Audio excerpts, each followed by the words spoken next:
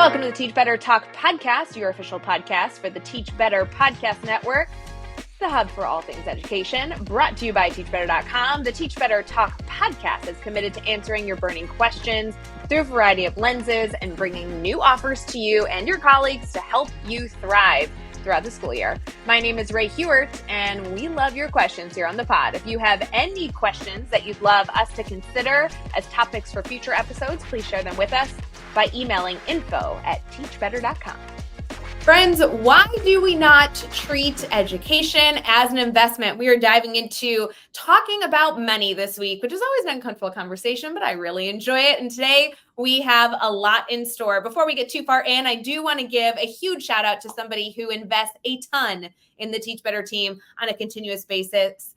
Shout out to Carrie Pitstick. She is the digital director for our Teach Better team. She manages and organizes and facilitates our blog department. If you have not been over to teachbetter.com/blog, please go check that out. You'll see the amazing work of our blog team, all led by the one and only Carrie Pitstick. We really appreciate all that you do to invest in our community. As we continue to think of cash flow, money, and how we invest our time and our money in so many different areas, Matt is here to talk with us. Matt, how are you doing this afternoon? Thank you for joining the conversation.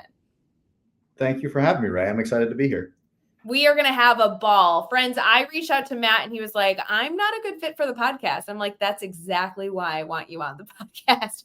We have a whole lot we're going to be able to talk through. But before we get too far, Matt, do you mind introducing yourself to our community? Who are you and what do you do? Yeah, of course. My name is Matt McGee. I am a former private tutor. I am a current college admissions consultant. I founded MRM Education, which is a tutoring and college admissions consultancy. You know, it's really interesting as you bring up tutoring. I know that will be something that we get into as we go throughout this topic, but many educators might consider tutoring over the summer or during the school year. That might be something that comes up after they've entered into the field, whereas you got into tutoring prior and this kind of became a little bit of a passion of yours. Do you mind sharing a little bit about your background with this work? Yeah, of course. So I had always been kind of like creatively inclined. I was a writer, and so I was involved in the humanities. I have an English degree. And when I came out of college and I was sort of just figuring out what kind of writing I wanted to go into, I was contacted by a company that said, hey, we love your resume. We love what your skills are. We want you to work with this group of immigrant kids who is going to come here from China. They don't speak the language at all. And we want you to work with them, not only in the classroom to like help build their English skills, but we want you to have take them out into the world and bring them to restaurants, bring them to movies, bring them to stores, right? Put them in situations where they're going to have to talk to people and deal with it. And so I got to do this for the summer, and being 23, it was a fantastic experience because you're just sort of hanging out with these kids and getting to know them and doing fun things with them.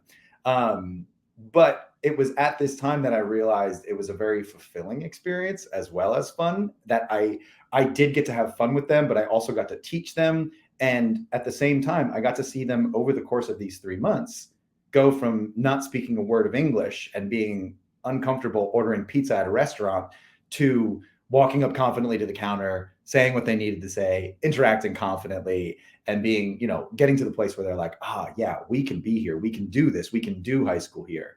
That was a very fulfilling realization for me.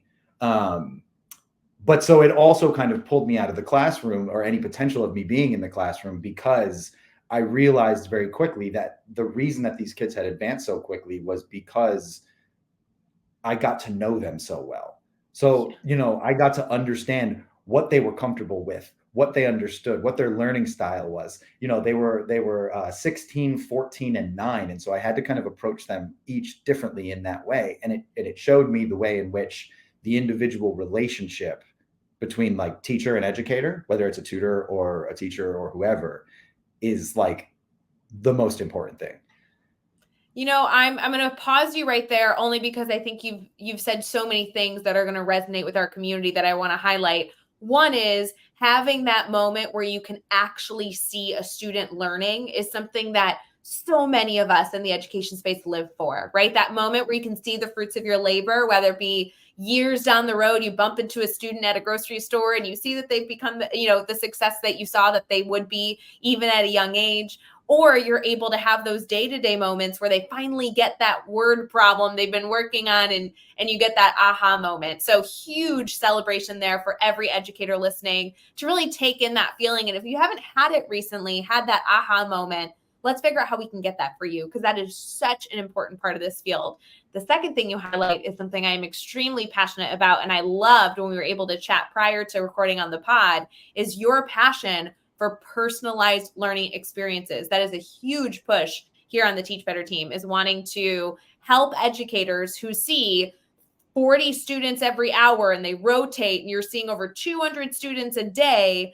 How in the world are you supposed to create those relationships that are authentic, get to know them as people, and have that personalized approach, all while planning for the next day and getting through the curriculum and everything else? And so you being able to say, that's something that's I'm so connected to, I'm going to go down this route to ensure that I can have that and give success to the students I get to work for, is so exciting. I love that this passion was something that you found so early on. Yeah, it was exciting. And for me, it actually, what I realized later was that it went back even further, because I remembered I was always like an okay student. It was never really my thing. I was never super interested in it, but I remember I was fine. And then when math started to turn into algebra, they started throwing the letters in, and I was like, I don't understand any of this at all. And I remember I was 14, freshman year, struggling on a couple of tests, and then all of a sudden I remembered getting a 29 on a test. And you're talking about 29%. I am trying here. I am doing the best that I can, and I am still failing miserably. And I remember my parents got me a tutor, and it changed. Like in 2 weeks, the next test I had a 91. It was like a game changer. And so for me, it was always something that I looked back on and I was like, oh, simply because I had the personalized instruction. I had somebody who I felt safe with. I had somebody who I could ask the questions about.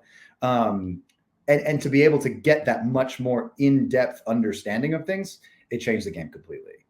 Oh, I love it. My grandmother begrudgingly tutored me twice a week my entire time as a student, from second grade to senior year in high school. And the entire time it killed me that I had to have that much support. But I won't lie. I mean, I was only successful because of her. And of course, she's like the coolest lady ever in my mind now. So there's definitely some really valuable learning that can be had, but also relationships that can be formed. So I love that work. So then you took this passion, and what did you decide to do with it? So I went further with it, right? So the company that I had worked with those 3 students with, they asked me to kind of stay on as a tutor, and I continued to stay on as a tutor. And through that, I wound up falling backwards into college admissions, because I was working with a student who said, hey, like, I'm trying to do all these things. Will you look at my essay? And then, will you kind of help me form my college application so that I can apply it to that? Right. So everything I've done since then and up until this point is sort of, it's well, not sort of, it is completely involved in the one-on-one connection that you can have with a student to help push them in the direction that they want to go, and to do so in a way that doesn't just address whatever the issue is, right? So for me, it was math. For you and your grandma, I'm not sure what subject it was, but I think we have a tendency to look at it and go, Ray is struggling in algebra, so let's get her somebody who knows algebra, which may help. But really, it might be a general confidence issue. That's what it was with me. It was a mixture of, confidence and not understanding this new thing. So I just needed somebody to explain it slower, right? It might be an environmental issue. It might be the fact that there, is a learning style issue. So what we really try and do, and what I always tried to do, was connect with the student first, figure out why it is that they're struggling in this subject, and then we solve for whatever that problem is. Matt, we could have done an entire episode on this concept, because I'm such a fan of your passion in this space. And I know so many educators who have chosen even while in the classroom or not, to tutor knows that feeling when you're able to have those aha moments and really, really major gains with students in that one-on-one small group tutoring environment. But believe it or not, that's not even our topic this week. So we might need to have you on the pod way more frequently. As we look at this week, we're actually talking money, which is really uncomfortable, but we're going to keep with it. Our episode that we just launched yesterday, prior to your episode, was focusing on how to get rich, right? We were looking at budgeting tips. Now we're looking at why we don't treat education as an investment. And I know that will be a really rich conversation, but before we get too far into it, tell me a little bit about why this topic is a good fit for you to speak on. Well, the whole foundation of my company was based off an idea that obviously came before me, which is that educators in general, teachers, tutors, are not paid a living wage. Or if they are, it is just a living wage, right? And we think about our society and the people who make vast amounts of money. It's never anybody in education. And so what I realized on the private side was one day I was working a job for $25 an hour, which, being a young 20-year-old making $25 an hour in 2013, you were like, great, this is fantastic, sign me up. Seriously, because my first job, I was a dance teacher. They paid me $20 an hour. I was like, I am the coolest person on the planet. No one makes that much money. You're like, I'm going to be rich, right? Yeah, I was like, I'm going to be a millionaire by tomorrow. Right. And so you think that it's this wonderful amount, but then I had a client pull me aside and say, hey, we'd love to kind of work with you just privately. And I was like, I don't know. Like, I feel like I'm treated well. I'm already paid really well. And I was making $25 an hour. And they said, well, we'll start you at 100. And so it was this moment of like, wait, what's happening here? And so I did a little research. And what I found was that the company was charging 150 and paying me 25. And it started to make sense, right? Because you look at what a district's budget is, and it's obviously many millions of dollars. And you look at what private parents are willing to pay for private tutoring, and obviously it's sometimes the triple digits. And you go, so why isn't this money being transferred to the person who's providing the service? Where is this money going?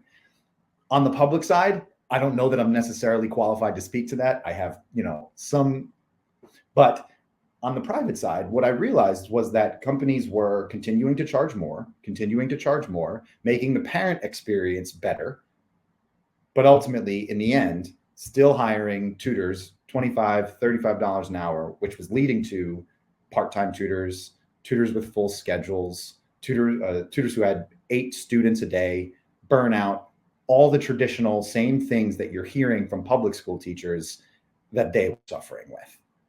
Mm. So I went on a journey to say, how can we figure this out? How can we do something different? Because if you're paying that much money, you should be able to get a better service. You should be able to have a tutor who is not only an expert, but who isn't burned out, who is flexible in their scheduling so that you can get the support you need, who is certified as a special educator if your child has special needs. It's a wide array of things that you could get. And so that's why I founded my company. I said, there is a way to do this service and to pay a living wage, a great wage. And I guarantee you, when we do it, the service we're able to provide is going to be much better. And what we've seen so far is that we're able to hire a much higher quality of tutor. They're able to provide a much better service. They're much happier within the company. And that's really what we're trying to create. We are going to have such a good conversation on this, Matt. We are going to transition here in just a moment. Stick with us. Quick pause to talk about the EduCreator Club Plus Mastermind. Are you looking for some accountability as you blend together your creative juices and your entrepreneurial goals? Well, why not join our EduCreator Club Plus Mastermind? This is a really special group that meets once a week for specialized coaching weekly sessions, monthly events, office hours, and a ton of accountability. If you're truly looking to change your mindset from just being a creator to actually starting that side hustle and making some income, this is the mastermind for you. Head over to our Educreator Club Plus community and learn more about the Teach Better Team Mastermind.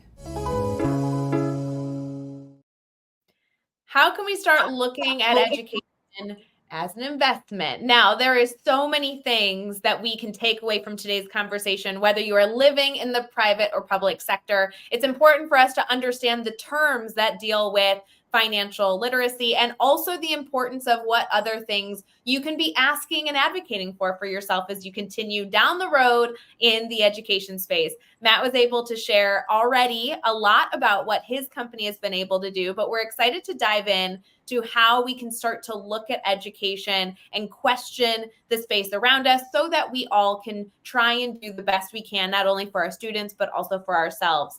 Matt, there are so many different topics within this bigger question that we can dive into. Where do you feel like it's best to start as far as kind of sharing this dilemma and also how you've worked towards a solution in your own team? Yeah, so I think with the question really starts, I mean, if you wanted to start it at the biggest place, it would be Congress and the way that we look at how we allot our investments. But I think really within the scope of this podcast and the scope of the education sector, it starts with administrators, right? And so from my experience anyway, when we try to work with school districts and we're talking about contracting to create a tutoring program for somebody, and they're going to bring in our tutors to work with students, the conversation always starts from a place of how can we get the most amount of tutoring for the lowest dollar amount? And what it ultimately comes down to is, you'll see it on these contracts, and the way they think about it is dollars per head. And when you come back to the beginning of what we were talking about, of having like a highly personalized education, it really automatically starts to defeat the purpose of that. Because if we're going to do tutoring that is effective, it needs to be highly personalized. It needs to be high dosage. It needs to address a student where they're at. And so immediately the idea of saying, how can we get as much tutoring across the board for the lowest amount, is going to reduce or completely defeat the efficacy. So what happens is, schools invest $100,000, $500,000, whatever the number is, and they wind up getting lower results than had they just invested the same amount of money or even a smaller amount of money and aimed it at a smaller group of students in their schools. Absolutely. So when you are speaking with different administrators, whether they be in the public or private sector, how do you begin to explain that value? I think that that's a really interesting perspective to then be able to explain and translate to the other person to believe what you're sharing here. Yeah, so it's a huge piece of trying to get them to understand, we're talking about two basic populations. And those two populations are, what is the most vulnerable population in terms of who in your student body needs this tutoring the most? And then the second piece is talking about the population most likely to consume it, which is which students are going to be most likely to have the time, the inclination, the wherewithal to show up and use this resource, right? Because with absenteeism rates soaring, we don't always see that engagement. Just because a student is vulnerable, they're not always engaging with that tutoring. And so the conversation kind of revolves around targeting, which unfortunately, I would say, I don't see a whole lot from the administrations on. They're still thinking about it just in terms of an equation, just in terms of what I was saying before, dollar per head, rather than saying which heads are going to be the most useful to invest the dollars in.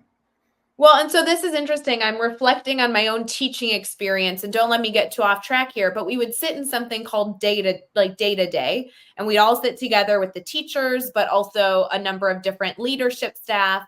We'd look at student scores and we'd say, okay, who's going to get the tutoring? Who's going to get the intervention? And we wouldn't just look at the red students, because more often than not, those students have some things that are working against them that the school may not have the ability to fix. Absenteeism is a great example. Are they just in the red zone because they're not actually attending school? Maybe they didn't even take the assessment that we're using as a data point.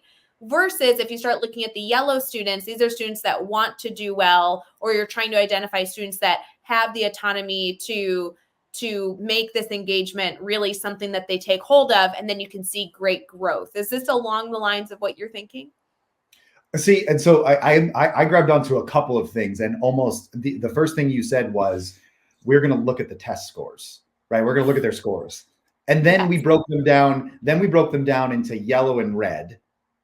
And there's another category in there, right? Whether it's green or black. Green, yeah. Yeah. But so we broke them down into categories, and at no point did we address any of their individual needs. We didn't address any of the individual students.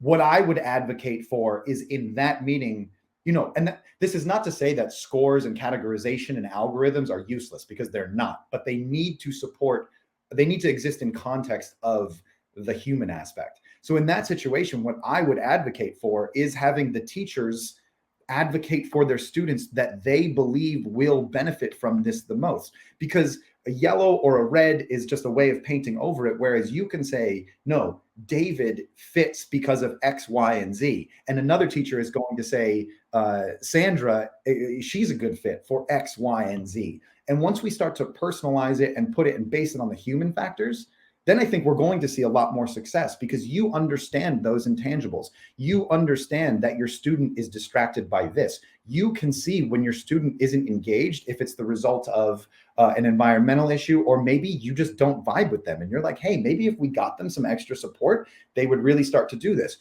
I have, we have one student who I can think who just signed up with us, who works so well with us and struggles in school because of how intelligent he is. He's in school and he's bored, and so he acts out, right? And so he's in trouble all the time. But if you look at his test scores, like the standardized test scores, they're like off the charts. And so when he has someone to give him the personalized attention, to talk to him and work with him and to give him the stimulation that he needs, he settles down, and now he's interested in the work. And so that's kind of where I would advocate for the change, saying let's approach it from a human perspective. I love this. What a great challenge for our community here, that regardless of how you're sorting your data and how strategic you are you taking time to look at those personalized characteristics that you've learned the students actually possess, which is a really, really important note. I still love that you highlighted that, Matt. That's a really good takeaway. Everybody here is going to be wondering, after hearing this, how we get a hold of your fantastic tutors. Are you localized in a specific area? Have you expanded around the world? Like, where are you at? Because even if you don't exist in a specific community of somebody listening here on the pod, maybe they could contact you to get other services. Yeah, of course. We are fully national. We even have some students in Canada. We are a fully online service. And so we are able to kind of go into any classroom anywhere. The one thing that I will say about being online is what we've learned is that one-on-one online is great. And most of the teachers probably already know this. But as soon as you get to 1-on-2 or 1-on-3, online is not the way to go. And so we're very much in the one-on-one. Yes, people are going to be very interested in hearing about that. And I knew that was going to be a great surprise, because hearing the success that you've had with your team and the students you've worked with, many people are going to assume that you're located in one community. You go into the schools, you have a really robust staff, but that there's no way that they would be able to get access to this. And so knowing that your team is accessible to every single person listening is a huge win. Stick with us. We are going to wrap up this conversation with some major takeaways and Matt's contact information so that you can continue to learn about how you not only can invest in your students' success through this personalized lens, but also what you can advocate for in your schools.